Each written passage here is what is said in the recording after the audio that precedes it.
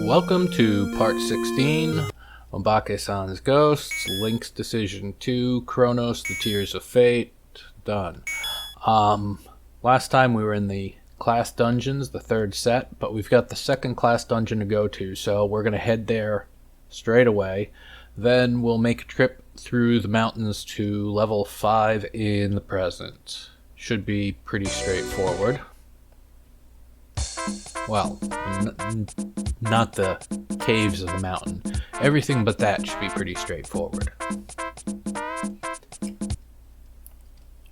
And the green crystal caves, or whatever this is supposed to be. And the music should be recognizable as Castlevania. This is the Vampire Hunter. And this is actually the version from Castlevania X, not from the original Castlevania games. Gotta be careful around these bubbles. But I guess I can talk about the music. First of all, the class dungeons are a little different than the rest. The classes, of course, can only go into 6 of the class dungeons, but there's 12 class dungeons total. The dungeon songs double up there. That way, it doesn't matter which class you choose, you can hear every song in the game. So I felt that was something that was important to keep. So yeah, there's only 6 class dungeon songs. This is actually the last of the 6 that we're going to hear. A wonderful place for a key. But obviously the music here is from a bunch of old video games. I've named the games as we've gone through the different areas this whole time. I think I've gotten all of them that we've come across. But that whole idea came from my previous game, the 9 Villages. In that one, it was the same basic thing. There were 95-ish video game songs. They skewed towards the NES system. This time, we skew a little more towards the SNES, like this particular song. Alright, nothing here. I guess that clock didn't really matter at all. They often don't. But that game had a whole bunch of overworld areas that had different songs. But I did have a little help in that one finding music cues. It was still up to me which songs made it into the game and where to put each of the songs. But I at least had some help finding stuff. So the music list then would have been more diverse than me coming up with the songs myself, or only myself. So yeah, the songs are just MIDI files. That's basically sheet music for computers. You give it whatever sheet music. The computer has standard sounds for each instrument, and it uses that to create an approximation of what the instrument sounds like. And they're just really small files. That's how we can put the huge number of songs straight into the quest file. Some quest makers actually have their own set of class music to use, and you download a zip file from them that has the songs that are meant to go to each of the locations. But I prefer not to have any external downloads or anything like that required.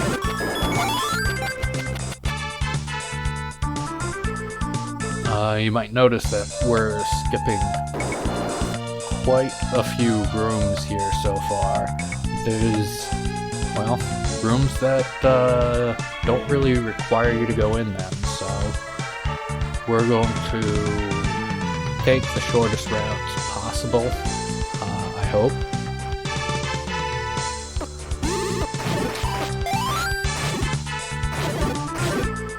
Yeah, definitely the double clock is gonna be key for this room. But, so yeah, I was downloaded from a few different sites, but mostly VG Music had what I was looking for. And so I came up with a list of songs to use and a list of locations in the game. You know, every dungeon, class dungeon, different caves, every overworld section in all the different time periods, and then tried to match all of the songs to locations.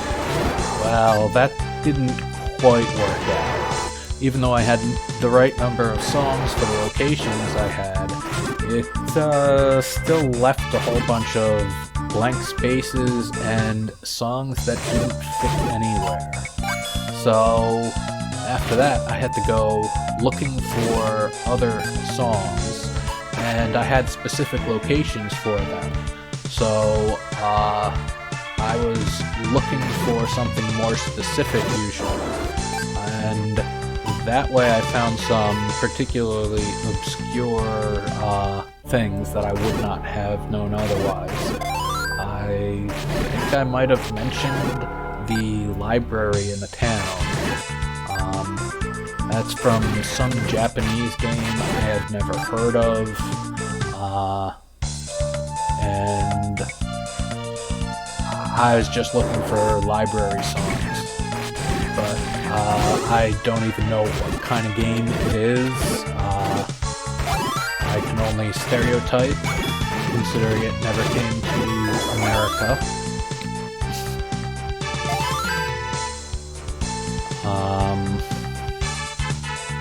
And there were a couple of bands that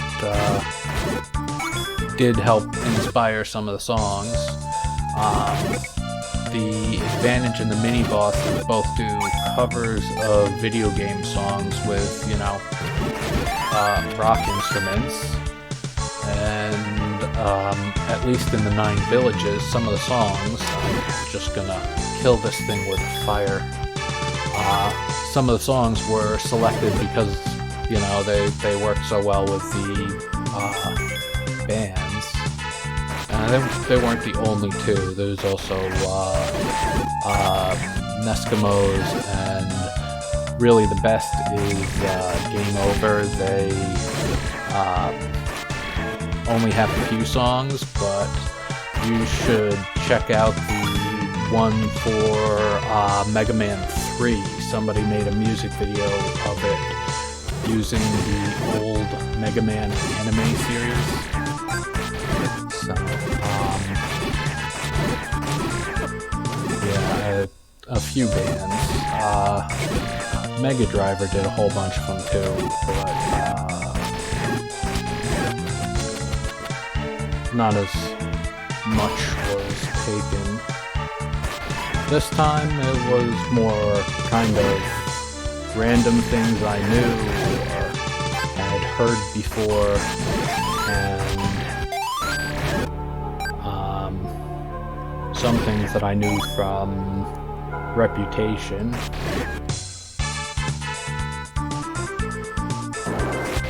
And yeah, I just kind of filled in all of the gaps with whatever I could find. Some things were weird, but I filled up all of the locations. We ended up with the 98 songs that we did. Sorry, 98 video game songs. There was a 99th song that's not from a video game. That was at the very, very end. Still got a ways to go in this dungeon.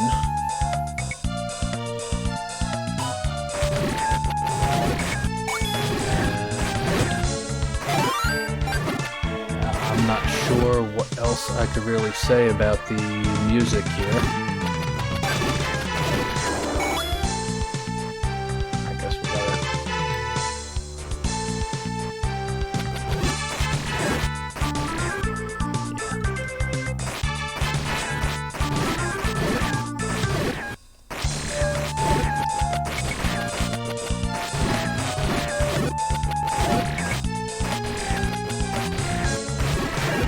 There we go, finally killed everything.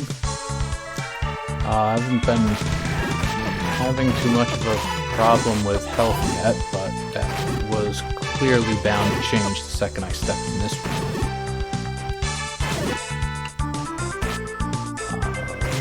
Splitting dark nuts with nowhere to hide. Well, hide around corners.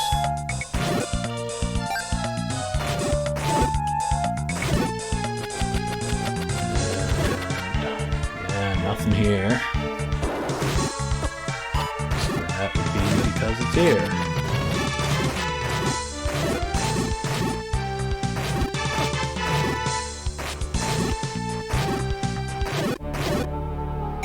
And yeah, I guess I should be using the bow and arrow on the Pole's voice, but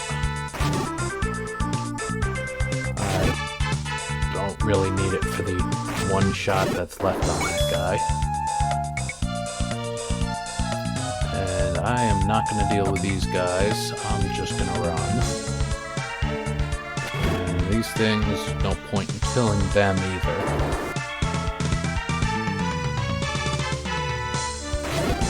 Oh great, fire guys.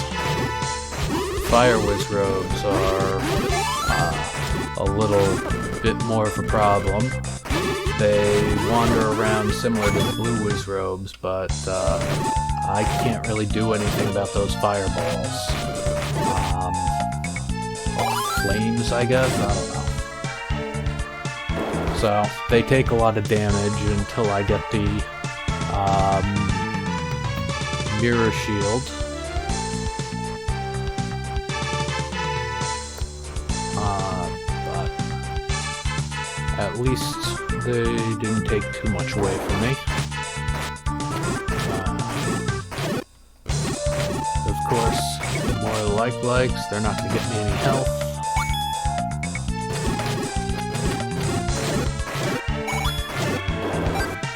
Well, we got something out of them.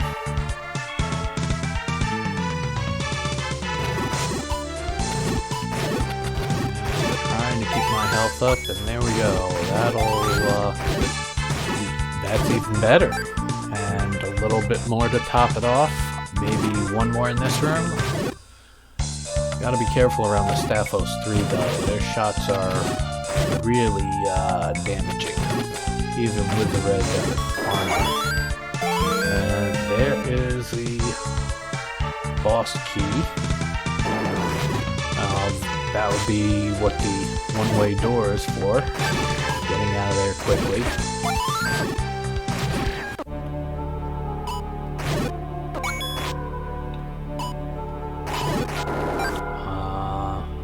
So, we've got the boss ways to go down here.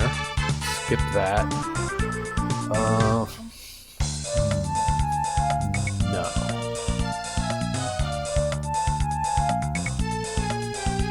Yeah, that works.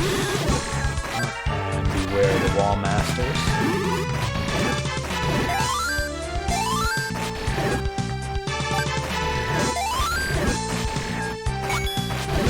guess there was no real purpose to killing them, but whatever, they give good money.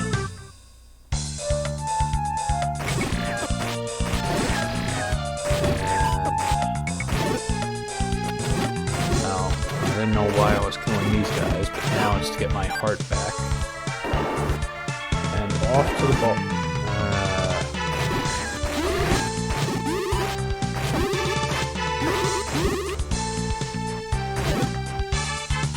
If I can catch them off a corner, I can do pretty well. This time I am just going to take out the bone arrow.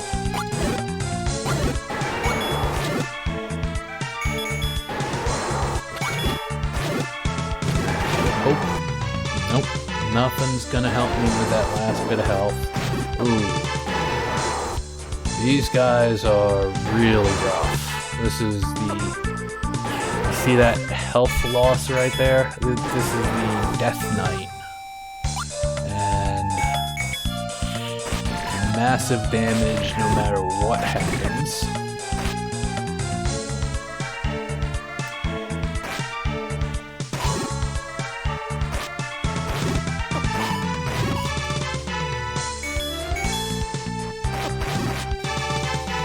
Okay, now I'm just gonna...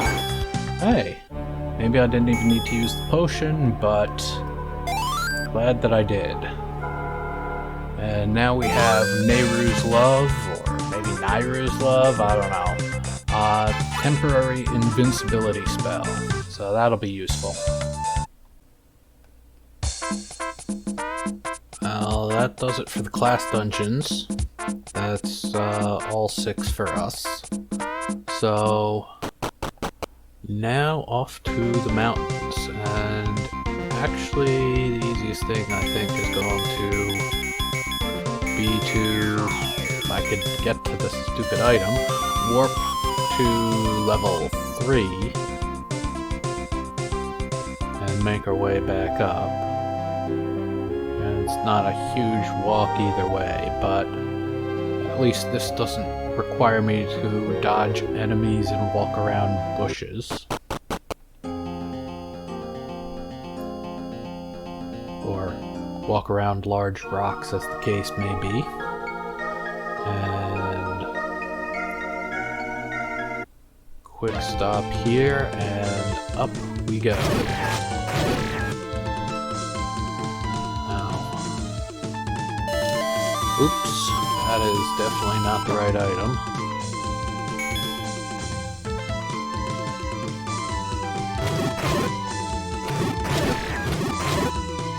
So, we've just got to take a quick path up to the top.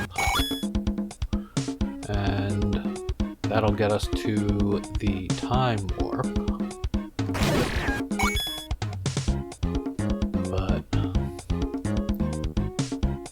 That's gonna be the least of our problems. These caves are gonna take a while to get through. And I'm so far able to just kind of dodge through those rocks. Not gonna continue to happen. And here we are in the present. You can see there's a statue right there. It lowered immediately. So, we are now into the caves. Music here. I think that is pretty familiar. That's the mountain theme for Zelda Link's Awakening. That was the... what am I doing for killing these guys? That was the Game Boy version of the game that just got remade for the Switch like a year ago or so. Honestly, I think they should have done something a little different. That was odd. I can't go over there.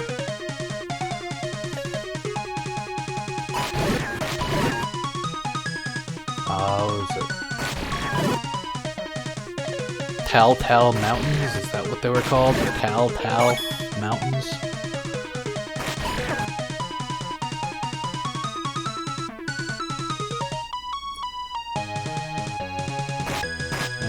anyways. Finally got our way out. Or at least a way out. And we are going to grab this heart container piece. And it is back into the caves. And yeah, another heart container, so that's always good. I mean, I guess we started out with the one before the class dungeon and then the 2 class dungeons, so yeah, we would have made it up to a full one by now. And off through the caves, but now in a different direction.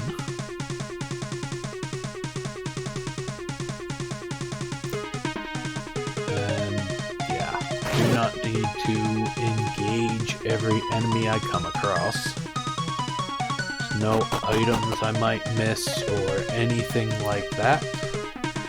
And we are way down at the bottom of the mountain now.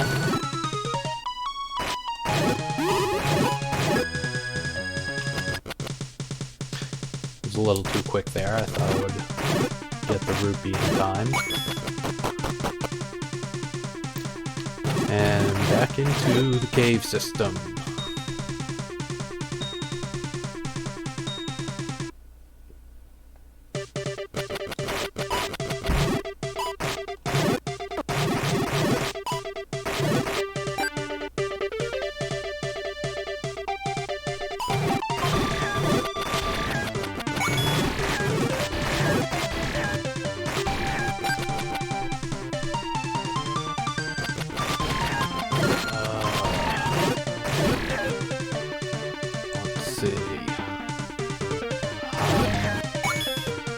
I hope this is the way to go.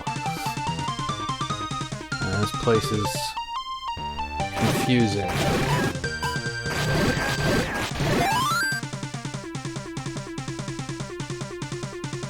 And full of dark nuts too.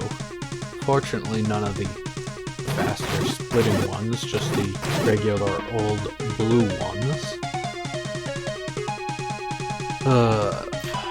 Taking this little split here, and we are going to find out why we needed that super bomb.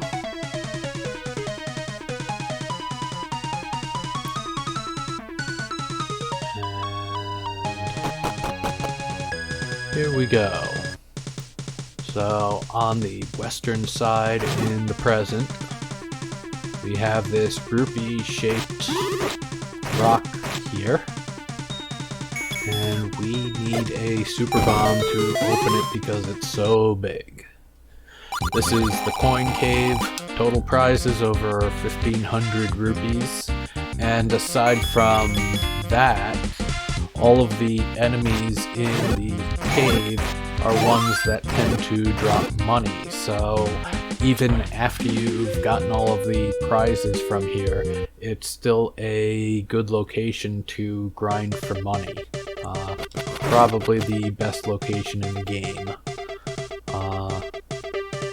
But fortunately, there's plenty of hidden money around that I know about, so I don't think we'll have to do any of that. And here is a bombable wall.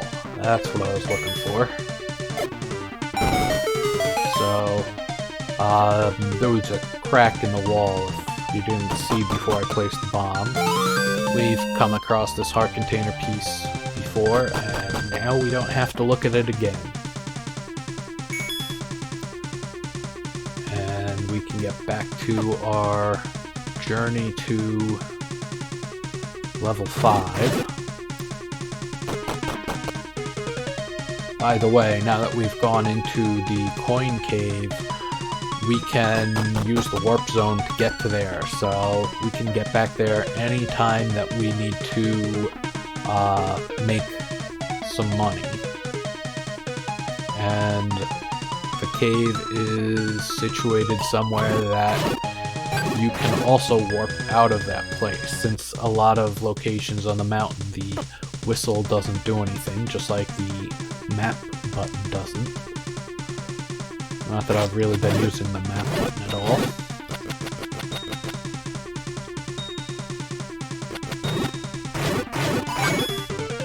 I mean, I do have one. It's not like I'm unable to bring up a map with my controller here. But it just does not work. And the reason it doesn't work is actually so that the statues dropping does work.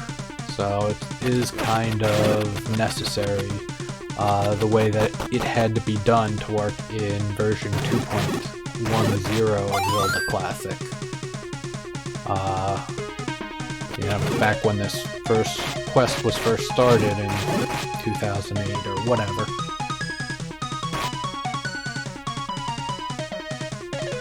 And not too much longer now.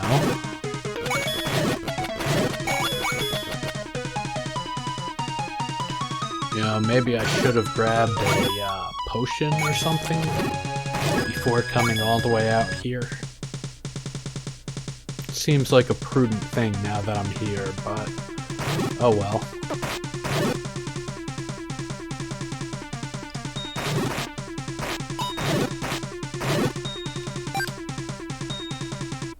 And hopefully